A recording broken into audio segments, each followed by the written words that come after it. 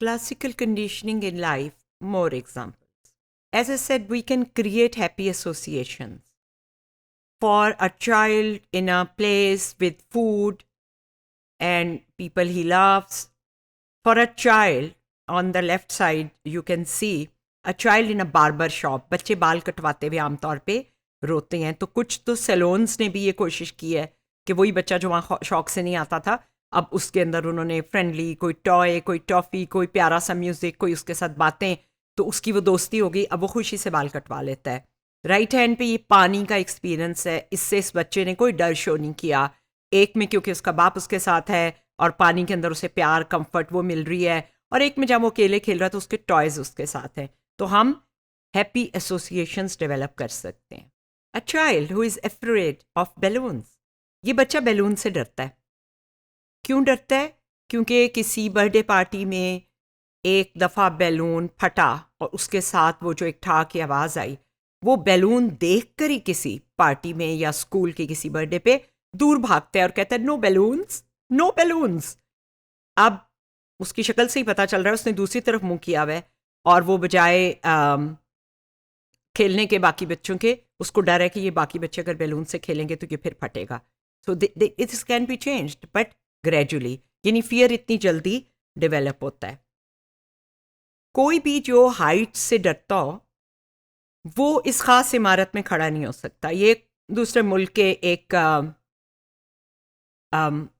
शहर में ये बहुत 20वें फ्लोर 8वें फ्लोर पे एक कोना है खिड़की का. अगर आप इसके शीशे वाले फ्लोर पे खड़े हों तो आपको ऐसे लगता है कि जैसे आपके चारों तरफ कुछ भी नहीं है और आप वहाँ से गिर सकते हैं. तो अगर आपको हाइट्स का खौफ है तो इस तरह का एक्सपीरियंस आपके अंदर वही पैनिक क्रिएट करेगा जो कि हाइट के खौफ में लोगों को बुलंदी पे जाते हुए होता है. कंडीशनिंग ज़िंदगी में बहुत जल्दी आ जाती है. एक न्यूबॉर्न का केस मिसाल मेरे अपने टीचर मरहूम दिया करते थे. उन्होंने हमें कंडीशनिंग में बताया, एक बच्चा जो न्यूबॉर्न है, 2 दिन उसकी उम्र है, उसको कोई ख़ास इंजेक्शन लगना था तो 3 दिन तक लगना है. नर्स ने पहले दिन आकर कपड़ा हटाया, इंजेक्शन लगाया, बच्चा रोया, ख़त्म हो गया मामला. अगले दिन अभी इंजेक्शन रखा भी नहीं था स्किन पे, सिर्फ कपड़ा हटाने से बच्चा रोया. Newborn can learn specially the basic conditioning, जैसे पेन है या खुशबू है माँ की, तो उसके साथ एसोसिएशंस बहुत जल्दी होती. Pain is the earliest for the child. एक बहुत ख़ास एप्लीकेशन रियल लाइफ में, जिन लोगों को, जिन बदनसीबों को नशे की आदत होती है, उनकी बॉडी की मजबूरी होती है कि वो ज़्यादा से ज़्यादा डोज लें, क्योंकि थोड़ी डोज काम करना छोड़ती है. इसको टॉलरेंस कहते हैं. जितनी फेटल ओवरडोज, यानी ज़्यादा डोज लेके ज़िंदगी ख़त्म होना, बहुत होता है नशे के मरीज़ों में. अब वो हमारी जो क्लासिकल कंडीशनिंग की रिसर्च है वो ये बताती है कि वो नई जगह पे जब लेते हैं तो ये ज़्यादा होता है. क्या वजह है? ड्रग अपना एक इफ़ेक्ट लाता है, बॉडी उसको कम्बैट करने के लिए, उससे निपटने के लिए एक कंपनसेटरी फिजियोलॉजिकल रिस्पॉन्स देती है.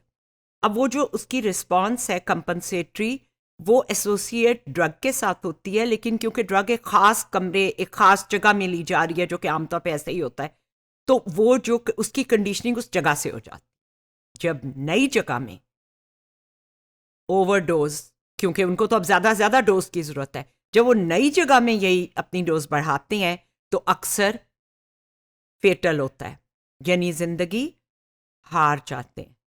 और ये उनको भी नहीं पता होता कि नई सेटिंग में ओवरडोज से क्या हो सकता है, क्योंकि कंडीशन रिस्पॉन्स जो है कंपनसेटरी वो मौजूद नहीं है. तो ये जो फिजियोलॉजिकल प्रिपरेशन है, क्योंकि वहाँ मौजूद नहीं होती, तो ओवरडोज नई जगह पे जो है वो ज़िंदगी के लिए बहुत ख़तरनाक या फेटल साबित हो सकती है. सीगल और उनके कुलीग्स ने, ज़ाहिर है ये एक्सपेरिमेंट तो इंसानों पे नहीं किया जा सकता, उन्होंने रैट्स को हेरोइन दे के किया था, लेकिन सीगल और उनके कुलीग ने उन एडिक्ट्स को इंटरव्यू किया जो कि ओवरडोज से तकरीबन मरने के करीब पहुंचकर वापस आए थे.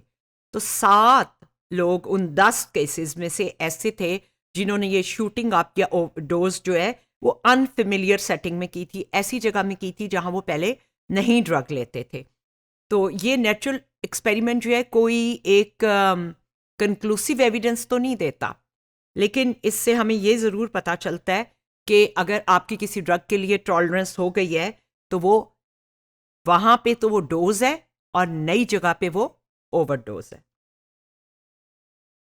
एक ऐसा ड्रग जिससे बिहेवियर स्लो डाउन होता है, उसके साथ सेलाइन सोल्यूशन दी गई, और जब सेलाइन सोल्यूशन अकेले दी तो फिर भी वही हुआ, यानी उसी तरह बिहेवियर स्लो डाउन हुआ। इसका मतलब है बॉडी ने फिजियोलॉजिकली वही रिस्पॉन्स दी जो वो असल में सोल्यूशन को देती थी। ये बहुत इंपॉर्टेंट बात है।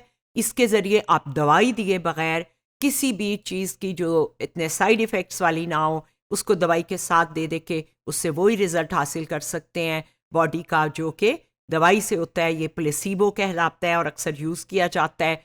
हमारी कंडीशनिंग हुई होती है, मसलन के कार्टून देखते हुए बच्चा जो है वो खाना खा रहा है, तो अब जब आप उसको खाना खिलाने लगते हैं तो उसको वही कार्टून्स चाहिए होते हैं। तो रियल लाइफ में जब दो चीज़ें बार बार आएँ तो वो एक दूसरे से एसोसिएट हो जाती हैं।